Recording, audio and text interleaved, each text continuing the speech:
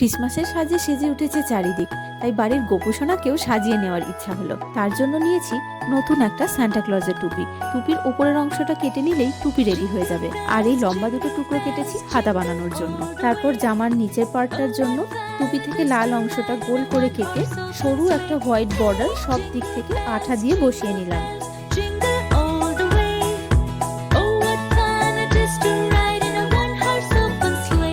Border বসানোর পর ছোট্ট ছোট্ট করে কুচি কুচি দিয়ে জামাটা স্টিচ করে নিচ্ছি। তারপর হাতা বানানোর জন্য যে লম্বা টুকরো দুটো কেটেছিলাম সেগুলোতেও হোয়াইট বর্ডার দিয়ে নিয়েছি। এখন জামার ব্যাক সাইড থেকে আঠা দিয়ে খুব ভালো করে এটা বসিয়ে নেব। আর কোমরেও একটা হোয়াইট বর্ডার দিয়ে দিলাম যাতে স্টিচটা ঢাকা পড়ে যায়। শেষে পুচকু টুপিটাতেও খুব সরু করে একটা হোয়াইট বর্ডার লাগিয়ে নিয়েছি।